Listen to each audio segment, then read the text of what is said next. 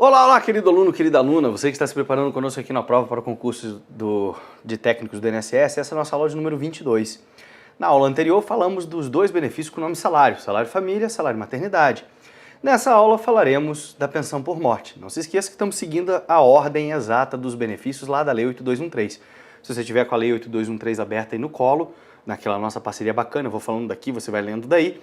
Então, o próximo benefício que vai aparecer para você é a pensão por morte, tá certo? Então, sem perder muito tempo, vamos lá para os nossos slides, eu vou entrar com vocês lá na pensão por morte. Antes, bom, deixa para o final, vou fazer uma homenagem ao nosso querido professor Beck, que vocês vão adorar. Seguindo, pensão por morte. A pensão por morte é o benefício devido aos dependentes, olha lá, dependentes. Quem são os dependentes? A gente já viu nas aulas anteriores, artigo 16, 8213, ok? Então, os dependentes do segurado que falecer. Bom, é só isso, professor? É o benefício que os dependentes do segurado vão receber quando ele falecer. Qual que é o valor da renda mensal inicial? Molezinha, molezinha, ó. É 100% do salário de benefício a que teria direito se fosse aposentado por invalidez na data do óbito. Então, eu pego lá o segurado que faleceu, calculo de acordo com as regras da aposentadoria por invalidez. Quanto seria o valor da aposentadoria por invalidez na data do óbito? A gente já viu que é salário de benefício da aposentadoria por invalidez, o artigo 29, inciso 2 da 8213, que é aquele casinho sem fator previdenciário. Tá certo? Então, meus queridos, eu vou calcular o valor de uma aposentadoria por invalidez na data do óbito. Esse valor eu vou reverter 100% em pensão. E eu tenho também 100%, que é a outra opção, ou 100% do valor da aposentadoria recebida pelo segurado instituidor, se já fosse aposentado na data do óbito. Então, se quando o segurado faleceu, segurado instituidor é o cara que morreu e vai deixar a pensão. Se quando ele faleceu, ele já recebia, por exemplo, uma aposentadoria especial, 100% desse salário de benefício é revertido na pensão por morte. Ok? Belezinha? Seguindo, quanto aos requisitos legais para a concessão do benefício, eu necessito qualidade de segurado, lembrando que todo benefício que necessita de qualidade de segurado pode ser concedido ainda que no período de graça, tá certo? E eu não necessito de carência, tá? Estou dispensado da carência. Deixo o direito à pensão por morte aos meus dependentes a partir do momento em que eu passe a ter qualidade de segurado. E quando que isso acontece? Quando eu estou filiado obrigatoriamente fazendo as minhas contribuições ao RGPS. Aí eu deixo a pensão. Ok? Temos mais detalhezinhos para falar da pensão por morte. O benefício terá início a partir do óbito, quando requerido até 30 dias depois do óbito. E ele terá início na data do requerimento quando pedido após 30 dias iniciais ou da data da decisão judicial em caso de morte presumida. Então funciona assim.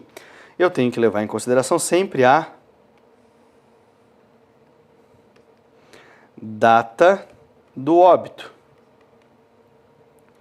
Se eu pedir o benefício até 30 dias, eu fizer ADER, a DIB é igual à data do óbito. Contudo, se eu fizer a minha ADER após 30 dias do óbito, a minha DIB é igual à minha ADER. Tá certo? Então, se a minha DER estiver até 30 dias da data do óbito, a DIB retroage até a data do óbito. Agora, se eu faço a minha DER após 30 dias da data do óbito, então a minha DIB será a minha DER. Eu só vou receber o benefício a partir do requerimento administrativo. Tá certo? Seguindo.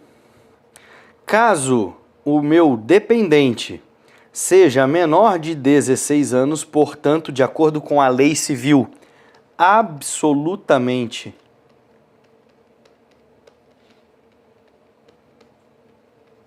incapaz, não emancipado ou incapaz, qualquer que seja a sua idade, ou seja, mantida a incapacidade absoluta, qualquer que seja a idade, o benefício sempre vai retroagir à data do óbito, independentemente da data do requerimento. Por quê? De acordo com o nosso Código Civil de 2002,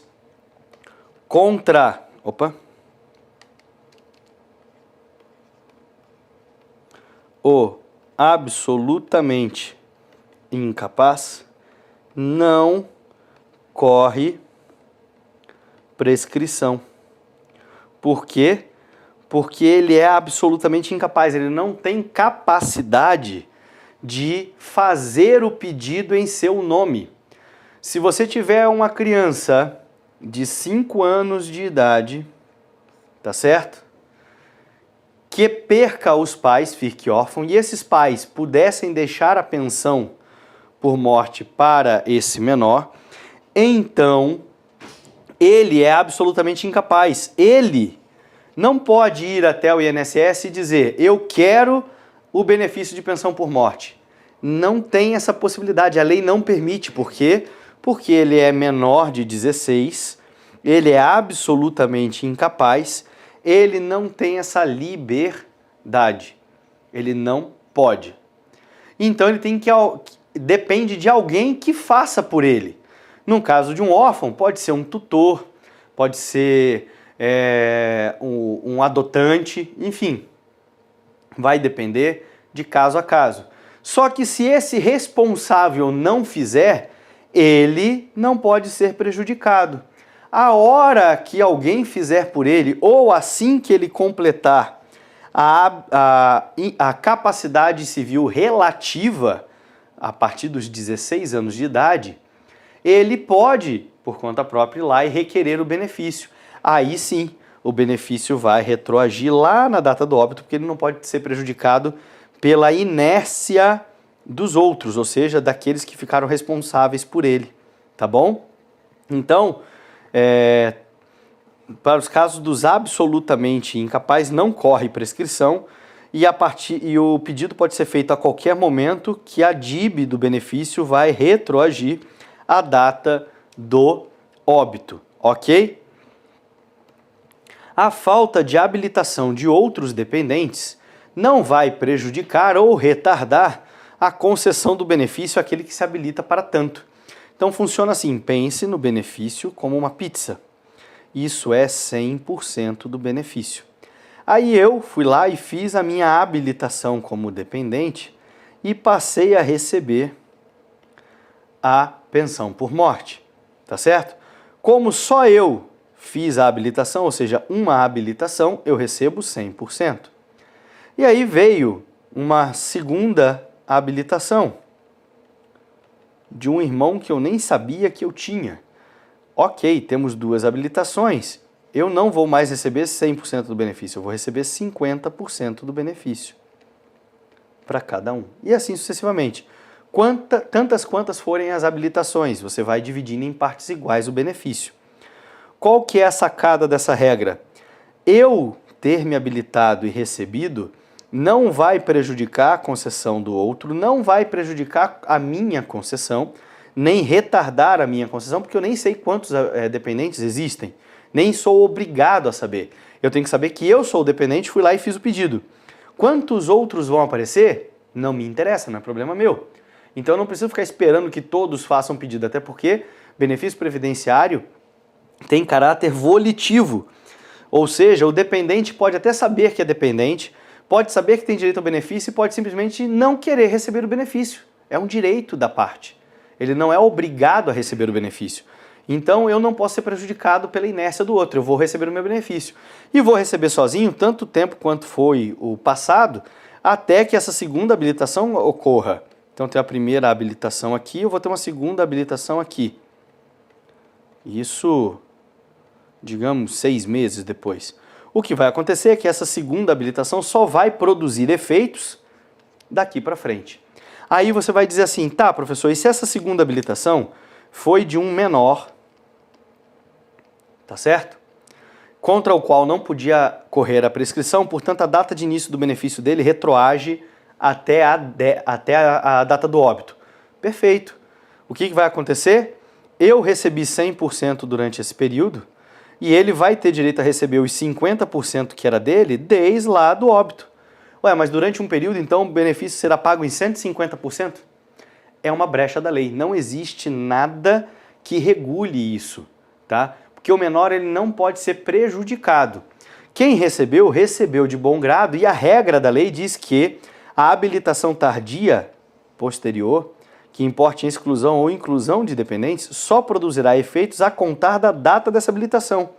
Então, eu que já tinha benefício, não posso ter o meu benefício reduzido em data pretérita, porque a habilitação dele só vai produzir efeitos posteriores. E ele não pode ser prejudicado pela habilitação tardia porque ele é absolutamente incapaz. Então ele vai ter direito a receber o quinhão dele, a parte dele, desde o óbito. E durante um certo tempo, o INSS vai ter esse prejuízo aí, vai pagar um valor um pouco maior, tá certo? Existem ações do INSS para tentar reaver esses valores, mas, para ser bem sincero, não existe justificativa jurídica que obrigue esse primeiro dependente a devolver aquilo que recebeu. Até porque esse primeiro dependente também pode ser um outro menor, que também não pode ser prejudicado pela habilitação tardia do outro, ok? A ausência de cônjuge, quem que é o cônjuge? Marido, mulher, o casado. Não exclui o direito à pensão por morte do companheiro.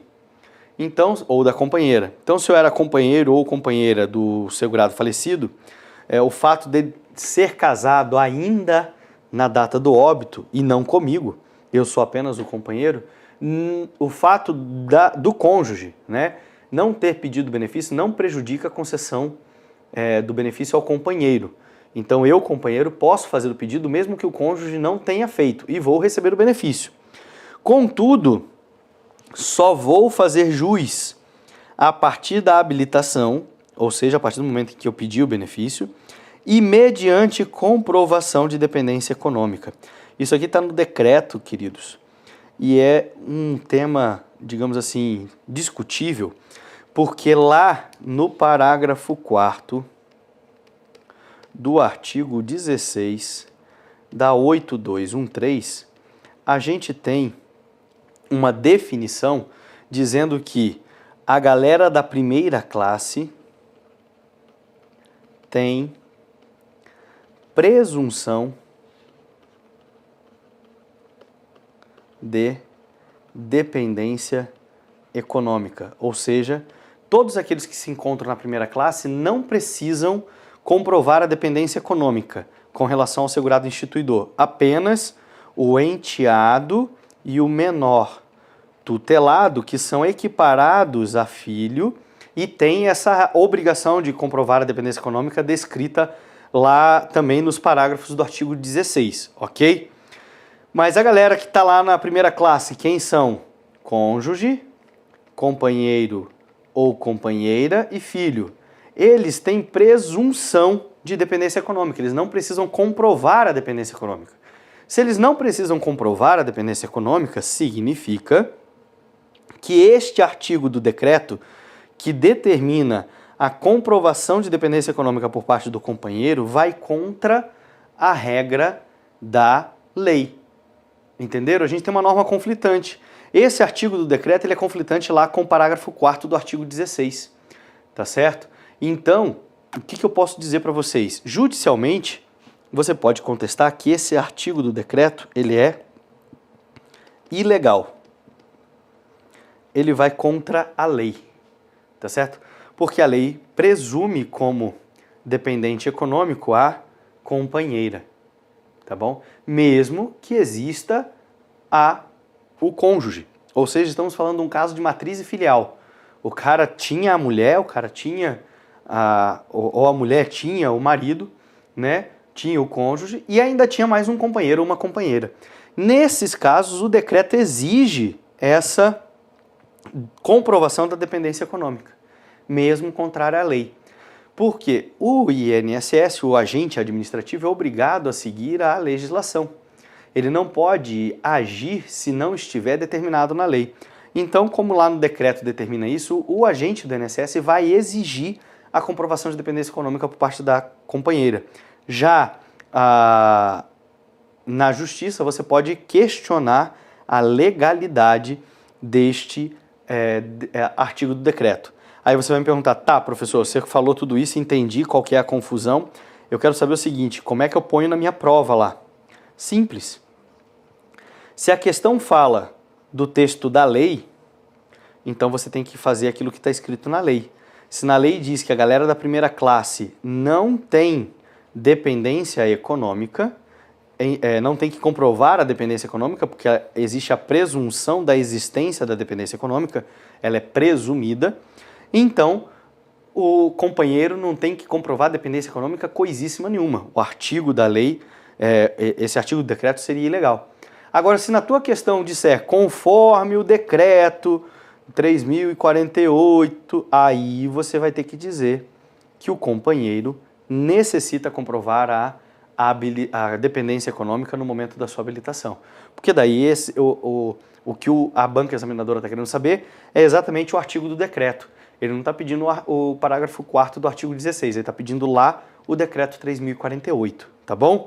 Então, tomem cuidado com esse detalhezinho aí, que pode ser uma pegadinha na sua prova.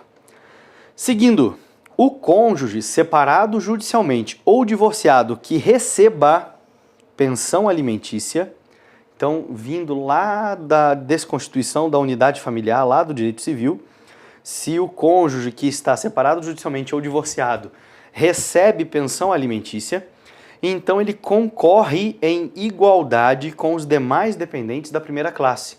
Então, você sabe que o divorciado ele pode reconstituir núcleo familiar, ou seja, ele pode casar novamente. Então, esse segurado ou segurada instituidor que vier a falecer, ele pode estar numa situação em que ele vai ter cônjuge e divorciado alimentado. Tá certo? Eu tenho um novo cônjuge, porque eu casei de novo, e tenho a minha ex-esposa que recebe alimentos. As duas vão ser dependentes e vão concorrer, ou seja, dividir o benefício. Tá bom? Outro artigo importante lá da 8213 é o que determina como que eu faço a divisão do benefício de pensão por morte. Havendo mais de um dependente, o valor do benefício será partilhado em igualdade entre todos e cada exclusão de dependente, a sua cota, e após, a cada exclusão de dependente, a sua cota parte passa aos demais. Como que isso funciona? Assim, ó, é igual uma pizza mesmo. Imagine uma pizza, isso aqui é 100% do benefício. Eu tenho 4 dependentes, então eu estou partilhando a pizza em 4. Tá? Desculpa aqui, o desenho é meio torto mesmo. Cada um com 25% do valor do benefício. Se estivéssemos falando de um benefício de R$1.000, significa dizer que cada dependente estaria recebendo R$250. Aí um dos dependentes deixou de ser beneficiário. Como é que eu faço? Eu redivido os 100% em 3. E aí cada um vai ter 33,33%. Certo? Que dá uma dízima periódica. 3%. Aí mais um saiu fora. Por quê, pessoal? Porque deixou de ser dependente, por exemplo, um filho que completou 21 anos. E aí eu divido em 2. 50% para cada um. Entenderam? É assim que funciona, até ficar 100% com um único dependente e até não existirem mais dependentes, momento em que o benefício será cessado. É assim que funciona a conta. E a cota parte de cada dependente vai se extinguir da seguinte forma: para qualquer dependente pela sua morte. A partir do momento que o dependente morreu, a cota dele vai embora. Para o filho, a pessoa a ele equiparada, ou o irmão, pela emancipação, ou ao completar 21 anos de idade, salvo se for incapaz, quando o benefício será mantido enquanto durar a incapacidade. Para o pensionista incapaz ou inválido, o benefício só cessa pela cessação da invalidez, quando acaba a invalidez, aí a cota dele também acaba. Entende-se por morte presumida, como a gente viu no conceito lá atrás, o meu benefício ele pode ter DIB na data da sentença que declara a morte presumida, entendo aquela declarada pela autoridade judicial depois de 6 meses de ausência. E a pensão é sempre provisória. Por que a pensão é provisória, não é definitiva? Porque se eu estou falando em ausência, em sumiço, eu não estou dizendo que houve morte. Não é um evento certo. Esse desaparecido ele pode aparecer a qualquer momento. Então, a partir do momento em que ele reaparecer, o benefício é cessado. Mas, caso ele realmente se ausente, caso ele realmente desapareça, então eu tenho um caso de pensão provisória. Mas dependo da ordem judicial para comprovar o desaparecimento. Quando a ausência se der por acidente, desastre ou catástrofe, por exemplo, aquele caso do avião da Air France que caiu no oceano e tudo mais. Lembram-se desse caso? Desapareceram várias pessoas, até hoje não se sabe, não foram recuperados corpos, nem partes de corpos de muitos dos passageiros, né, e dos tripulantes da aeronave. Nesse caso, as pensões serão concedidas independentemente destes requisitos aqui, ó. Tá? Ela não vai ser provisória, ela vai ser definitiva e eu não dependo de ordem de autoridade judicial. Basta comprovar que a ausência se deu por um acidente, um desastre ou uma catástrofe. Nesse caso ali do caso da Air France é um acidente e também pode ser considerado um desastre, tá? Tomou grandes proporções, virou notícia, enfim, algo muito notório, muito público, muito palpável de se entender o motivo da ausência, tá certo?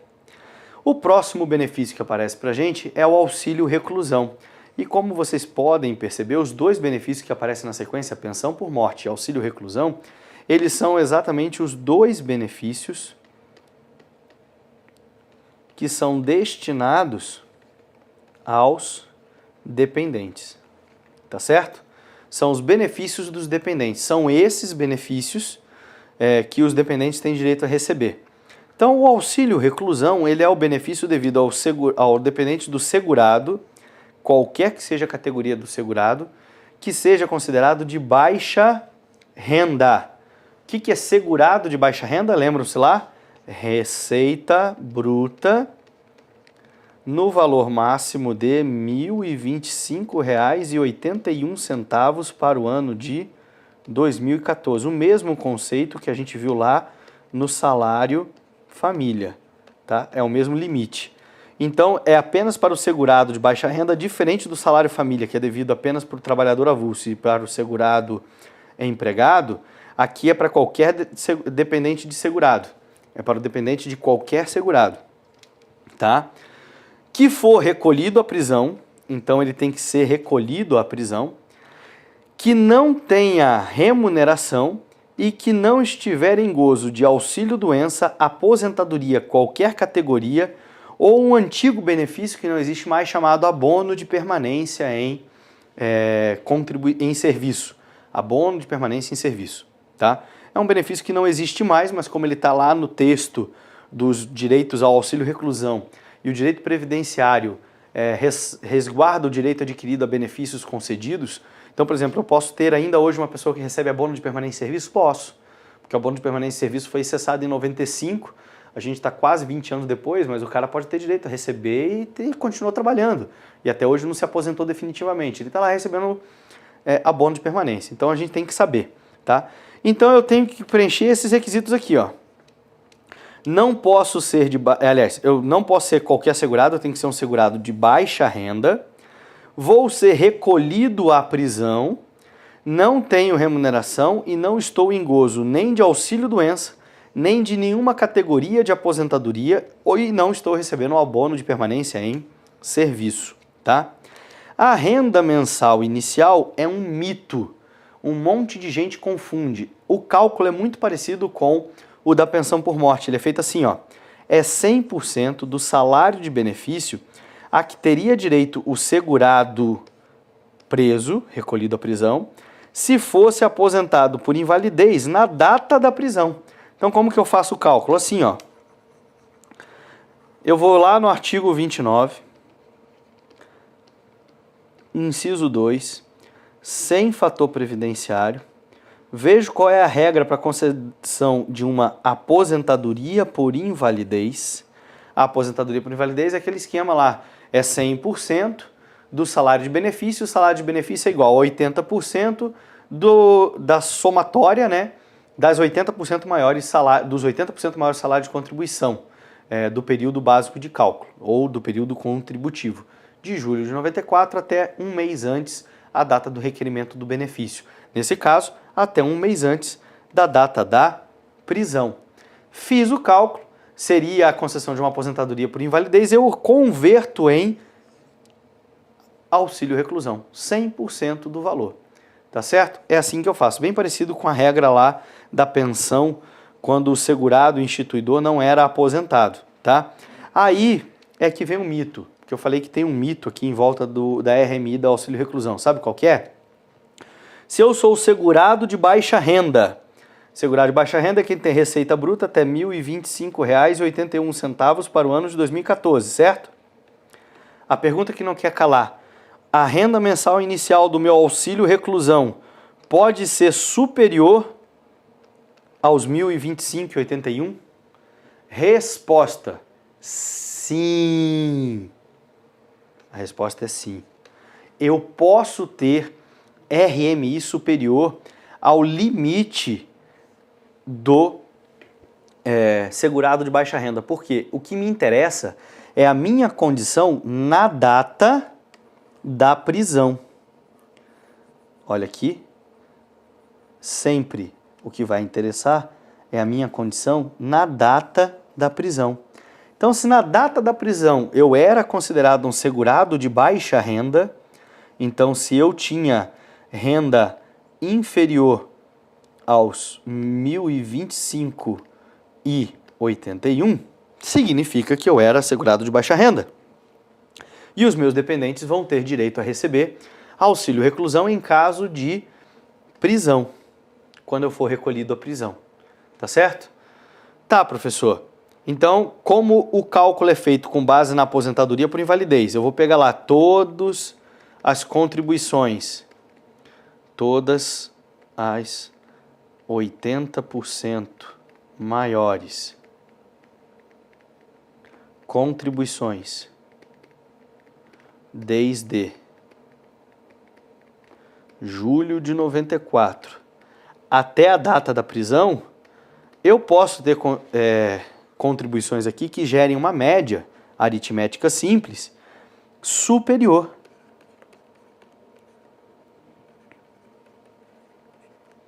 a 1.025,81. E um outro mito que existe, muito divulgado, é que eles falam que esse auxílio reclusão ele seria pago por dependente. Mentira! A renda mensal inicial é valor único, tá? Eu posso ter 20 dependentes, o valor vai ser igual a 100% do salário de benefício a que teria direito se fosse aposentado por invalidez na data da prisão. Não tem nada a ver a quantidade de dependentes. O único benefício que é pago em função da quantidade de dependentes é o salário família, tá certo? O salário família é pago de acordo com a quantidade de dependentes. O auxílio reclusão, não. O auxílio reclusão é valor fechado. apenas para a gente dar uma encerrada na aula, para a gente continuar a falar do auxílio reclusão na próxima aula, os requisitos legais para a concessão do salário família, tá? E tá aqui. Eu necessito de qualidade de segurado, aquele esquema, então eu posso receber o benefício ainda aqui no período de graça. E eu não necessito de carência. Não preciso de carência. Então não se esqueça, a minha renda mensal inicial não é limitada ao valor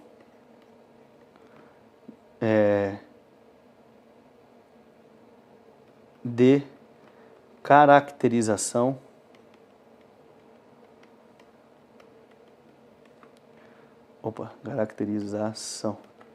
do segurado de baixa renda. O que me interessa é que eu seja um segurado de baixa renda no momento da prisão, tá certo? Aí você vai dizer, tá, professor, então eu posso ter lá uma renda mensal do auxílio reclusão de R$3.000? Pode ser. Porque como a lei fala segurado de baixa renda e ela não limita período de carência, tá? Então, por exemplo, ela poderia limitar, vai ser segurado de baixa renda desde que cumpra uma carência de 12 contribuições mensais dentro dessa faixa de renda. Aí sim você poderia dizer que você vai ter alguma limitação. Mesmo assim, como o período contributivo é extenso, desde julho de 94, então eu posso ter ainda salários lá atrás que sejam superiores ao valor da limitação do segurado de baixa renda. Então o que me interessa é, se eu sou segurado de baixa renda quando for recolhido à prisão, tá? E eu não limito o valor que eu recebo. O valor que eu recebo mensalmente pode ser superior lá aos R$ 1.025,81, ok? Com isso, galera, a gente vai encerrando essa nossa aula de número 22. Não deixem de fazer a nossa parceria, vocês em casa leem a lei, eu aqui vou trazendo os conteúdos. Não se esqueçam de fazer os exercícios lá do site do Aprova e eu vou mandar uma homenagem para o professor Beck aqui. Olá, aluno, olá, aluno, olá, aluno. Vamos lá, façam os exercícios, prestem atenção, usem a nossa parceria. Não se esqueçam, vocês vão lendo a lei, eu vou trazendo a tradução, que assim eu tenho certeza que vocês não vão cair em pegadinha na prova, ok? Um forte abraço, galera, e até a nossa próxima aula. Valeu, até lá, tchau, tchau!